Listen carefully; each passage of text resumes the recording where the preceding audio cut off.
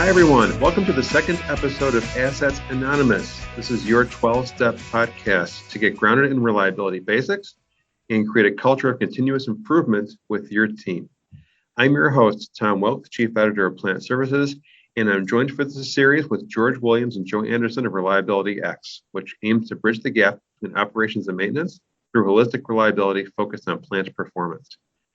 We talked a lot in the first episode on understanding reactivity, and this is step 2 in the journey, understanding proactivity. So, Joe, George, thanks for being with us again. Thanks for having us. You know, last time we dove into what the term reactive could mean. It's got various nuances to it. It can be a strategic tool. It can also be something where you lean too much into that work and you get in trouble. This episode is on understanding proactivity. And there's a lot of terms that are associated with proactive maintenance. So let's start this episode by first defining what we mean by proactive maintenance. Then we can sort of get more into the specifics of that type of maintenance. In the first episode, I talked about reactivity and proactivity being a sliding scale. Mm-hmm. When you talk about pure proactivity on the very furthest end of the scale, you're talking about controlling situations by causing something to happen instead of waiting to respond when something happens. So, which means in maintenance terms, it's the mitigation or elimination of defects, anticipating things that are going to come and putting solutions in place before they ever occur, right? And so the problem with certain domains, for example, using predictive tools, is that you're more proactive than just using your senses to try to find defects.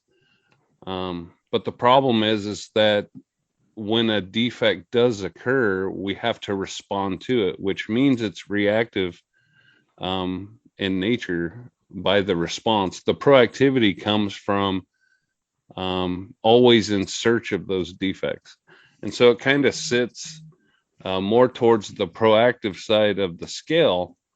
But it, depending on how the program is utilized, can still be very reactive in nature. So it's kind of understanding those things. And just as Joe mentioned, just as we talked about on the reactive side, it is a sliding scale. So, if you walk through the RCM logic, right, and you're saying to your team, can I engineer it out? If I can't engineer it out, can I predict it? If I can't predict it, can I do some cycle-based preventive maintenance activity or then time-based, or do I do a one-time rebuild, based on time?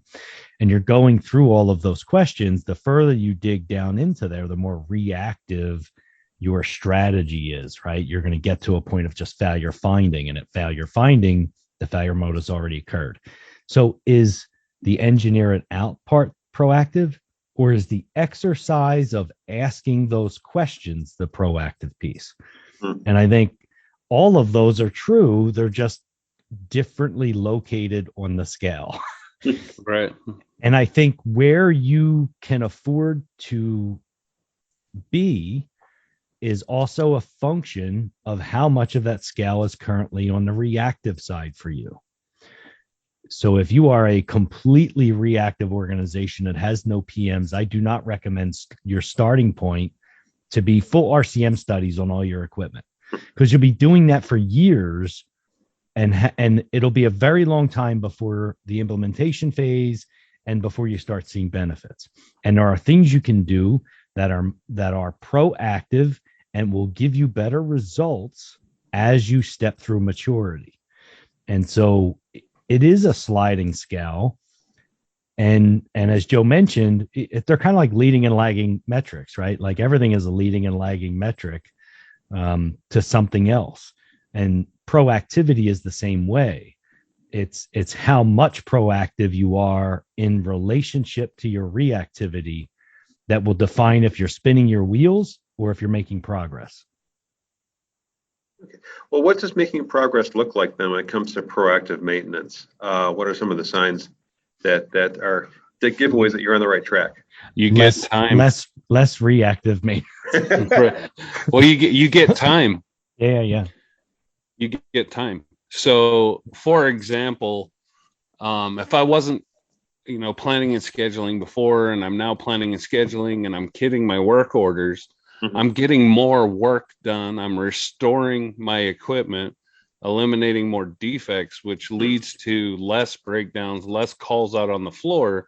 I now have more time to invest in things like my PDM inspections while my equipment's running, so that I can spend my planned downtime doing corrective maintenance.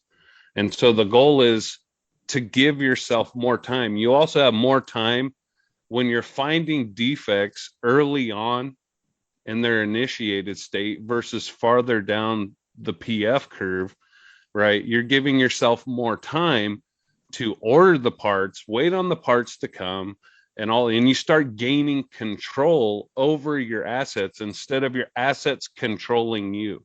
You're in a very reactive state when the asset determines when you get to go to bed at night versus you determining when you get to go to bed at night, because you are in control over the machines.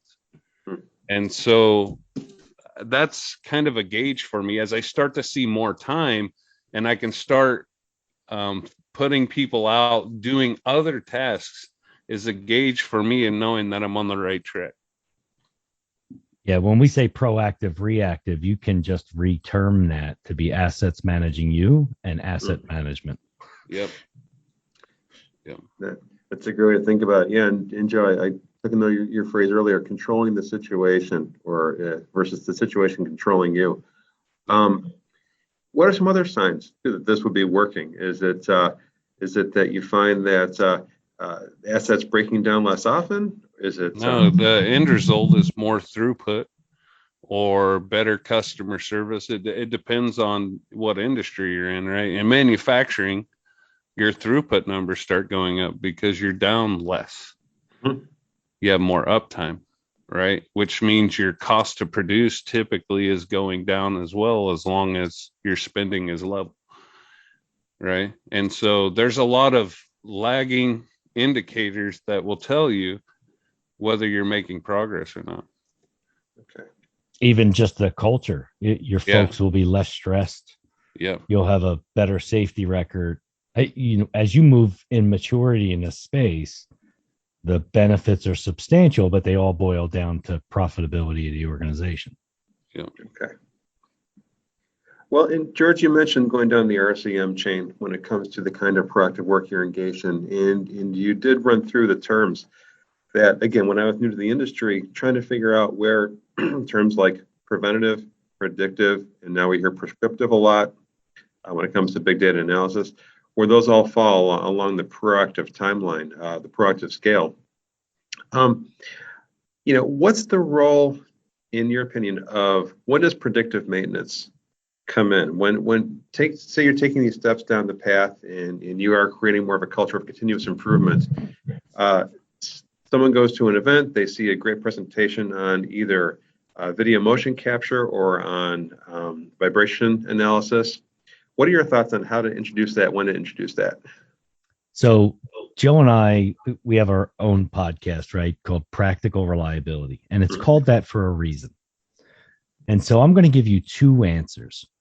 I'm going to give you the technical answer that most folks would probably give, and then I'm going to give you the practical reliability answer.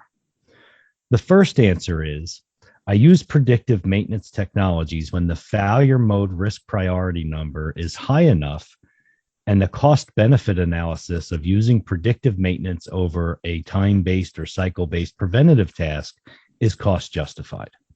And so when I go through my FMEA or my RCM study and I get down to a risk priority number for that specific failure mode, and I determine, am I going to take a human intervention or use some predictive technology, there's a cost benefit analysis that takes place at the failure mode level that determines that. Fantastic. And as we talked, reactive proactive is a sliding scale. And the further you are from being a proactive organization, the smaller the steps need to be to add significant benefit. And so if you go to see a webinar or go to a conference and you see a technology and you can, we'll just use ultrasound as an example. And as you walk around your plant and go in all your equipment, you just hear the hissing going on. You don't need an FMEA or an RCM study. You need the ultrasound gun in your hand. So the should I is a cost benefit to the company. The technical answer of getting down to which technology should be used where, and getting that down to fine tuning is not step one if you are a reactive organization. And so as we talked about, the broader the gap or the lower your maturity level is, you should be taking incremental, smaller steps towards proactivity. You should not be trying to create the perfect scenario out of the gate. You're going to miss a lot of intermediary value. Yeah. That's why ultrasound is probably, for me, the most recommended technology to start because of its versatility. Because not only can you fix air leaks, you can survey electrical buckets for electrical anomalies. If you have substations, you're looking for corona tracking and arcing. From a structure-borne standpoint, you can monitor bearings, you can do precision lubrication. There's all this versatility for a tool, and its ease of use is probably the simplest of all the technologies to learn. So not only will it provide the greatest benefit, the most versatility, it's easy to use and easy to show value. And so if I can start by, like George said, just eliminating my air leaks and reducing my energy consumption, and it does contribute to the performance of equipment, right? You're going to start to see, a lot of these little issues that become bigger ones go away. And so it's a good place to start. The problem is the reason you're in this situation, like George said, is because there's not a robust equipment strategy. and so it's a chicken or an egg thing. So when you're that reactive, utilize technologies to start freeing you up time to develop that equipment strategy. Whereas if you already have time, your robust equipment strategy can determine what technologies to use when. In your experience, how many plants out there, just like a thumbnail percentage, are at that point where they do have a sense of their equipment strategy? 0.01. Yeah, less than one. Wow. I know that sounds harsh, right? But this is an always moving target. In an industry, and we'll just say industry meaning all of maintenance, and regardless of the industry that the plant is in. In this industry, it is a never-ending target to be world-class, right? While some of the numbers have not changed, how you get there, technologies that are at your fingertips, data analysis, all that stuff is ever progressing, and the complexity of the equipment is ever progressing. And so the job gets easier and harder at the same pace, right? So the skill set and the available information to take care of it is always moving. Couple that with the fact that from a support, leadership, and financial resource perspective, it is a cyclical environment, meaning you get really good at reliability. No one wants to budget it anymore and invest in reliability because we're already there. And so a leader figures out how to save money by stop investing in reliability because we are already reliable. And so you have no choice but to then become more reactive again, and then hope that somebody comes in that supports you, and it becomes cyclical. And it happens over and over and over again. Then you get a leader, you get organizations where they just change leadership on a regular basis because they think it's fantastic for the business. And just like a politician, they come into the plant and think their job is to change something. We didn't need you to change anything. We needed you to operate it. We didn't need you to change it. but you need it to leave your mark. So you create laws and you create programs, and right, you didn't need to leave a mark, you just didn't need to leave a skid mark. So so they come into the plant and they go, oh, I can be a superstar, I'm going to reduce budget and save a bunch of money.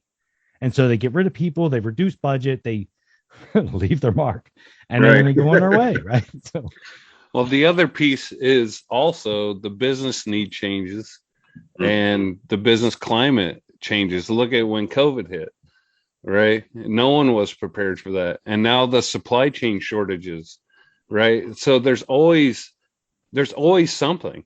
Always. That's life, and that's the maintenance life, and we're used to that. Part of the reason why most of us love maintenance is the ever-changing day-to-day. We don't like to do the repetitive, redundant motions of grabbing something off the line and putting it in a box or whatever. We like that challenge of things changing every day. And so there's a lot of variables and a lot of complexity that comes into this. That's why the target's always moving. Things are always changing, right? Just for example, with the supply chain shortages, now you have to reassess your criticality analysis, your equipment strategy. Everything has to be reassessed. And then once those shortages, if that backlog ever gets fixed, your business needs going to change again. So now you got to go back and update it all again. I mean, it's a constant moving, I don't want to say struggle, but it's a challenge, even for the best organization. You've got companies now that, because of the labor shortage, they're going to throw automation everywhere. But there's also a skilled labor shortage. So no one can take care of this equipment. Right. So who's winning? Well, that's the thing, right? Is let's offset cheap headcount, which is easy to find, with automated equipment, which requires us to hire highly skilled folks to offset the cost that you saved, reducing that headcount, because you're going to end up paying these people 2-3 times more and you're only going to hire 3 of them to manage this automated equipment, but you eliminated 12, but now you're paying them the price of 12. So that's all. There's no ROI on that. Right. And then to find those 3 unicorns that don't exist, right? It's like, and now you've put yourself in a situation, and this equipment's going to be down all the time, and you've added more complexity to a simple line that you could have just kept moving, which is detrimental. And it happens a lot. I was asked one time, can you show me a plant that doesn't use automation that's highly successful? And my answer to that really was no, but I can show you 100 plants that failed miserably because of automation. And so now automation is a huge genre. And so, using some AI and data to better yourselves versus using automated equipment. I'm more talking about automated equipment. I've seen, hundreds of plants fail miserably because the cool, sexy thing was to automate, not realizing on the back end how detrimental it is to the company.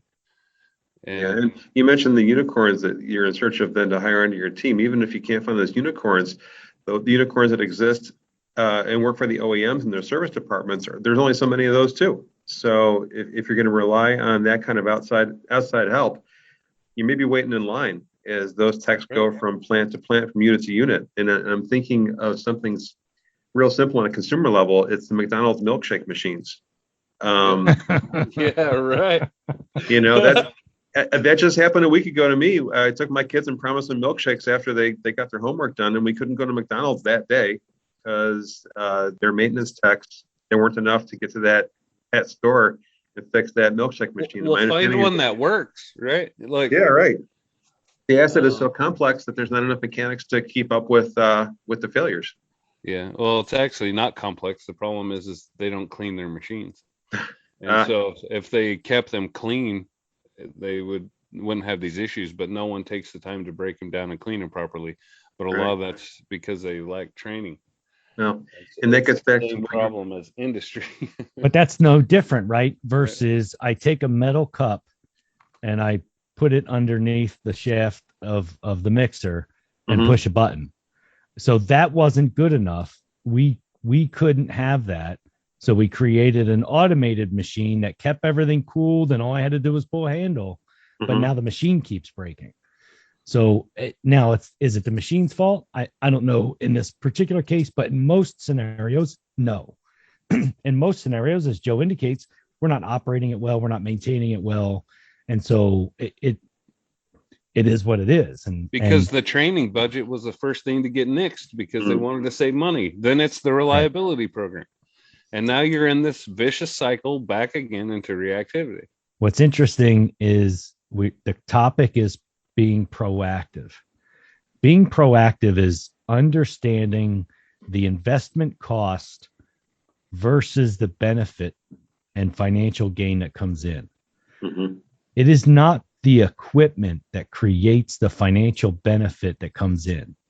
It is the design of the equipment coupled with consistent within specification raw materials, coupled with well-trained operators who operate and do their part of maintain the equipment, along with a strategy to keep the equipment operating well, whether that strategy is to maintain it at some frequency or, keep a specific spare part on the shelf, the maintenance piece of it. All of those things are the investment to receive the goods. It is not just the acquisition of equipment. And that's what we have to get conveyed to those that acquire machines. And those are the conversations which people who do receive those machines or order them, they should be having. Is what I'm hearing from you guys, that these conversations don't happen at every facility at all times. It's not that the automated equipment doesn't work. It works, and all the promises that they make most of the time is kept when it comes to the equipment, but it's not the equipment that's the problem. Mhm. You have a culture, you have people, a lot of unskilled people, because you've chosen not to invest in people and build an organization that's strong and robust and that can handle these types of changes. You go the cheap route most of the time and just hire somebody that can push a button, and somebody that installed a car stereo once, so he's now an electrician, and this is what you're running your groups with. Mhm. And a lot of that, again, it all comes back to leadership Mhm. and your understanding of how to build a robust business versus taking the cheap route, which most people are taught in business school. Yeah. From Harvard business professionals that have never ran a business a day in their life. And yet us that have, sitting here trying to bring awareness to these situations, we get laughed at and scoffed at. But then we sit back, and 5 years from now, that business doesn't exist. And all we can say is, I told you so. Right. And this is, I've seen it for 30 years, almost 30 years. History repeats itself. And so it's not a good situation to be in. Yeah, the understanding of efficiency and cutting costs, and there's just such a massive gap between leadership saying reduce cost. No one starts a business to be the best at reducing cost. Mhm. That's not the goal of the business model. Wasn't buy a bunch of equipment and keep trying to cut costs. Right. So why is that your intention? Right? I mean, you go to these little towns and you see some of them have these really cute downtowns and shops, and people go there, and then you see these other ones that are run down. The Mhm. difference is they both had a planning commission. They both had this is what we want. The difference was who was disciplined enough to keep to it. Mhm. Who allowed zoning to change the intention of something, and suddenly there's buildings you don't want in the downtown existing there. It's a discipline game. It's no different in your business. It's a discipline game. you understand that you have to, you have to put in the work to get the value out of your asset. That takes an investment. And your intention of a business is to get the value out of the equipment. It's not to have the equipment exist. To get the value takes an investment. So, and that's the hard part. And I think from a proactive perspective, as we go down the path over the next several episodes, for me, my intent, or what I think is the intent, is for us to provide people with an understanding of how they impact and create the value from their assets. Well, and I think you and Joe have mapped out some really good territory in these first two episodes. First, with the understanding reactivity, talking about knowing the kinds of work you're doing, the kinds of work that matter the most. And now, George, as you just said with this one, where you're mapping out what is the value of the work, and how can we get more value out of more proactive work in the assets that matter the most. So, well, the next episode, everyone, is going to be Circle of Fire. And I can't wait to hear what's going to come up in episode 3. Thanks for staying with us in these first two. And thanks to Joe and George for being with us for this discussion on proactivity. Thanks, Thomas.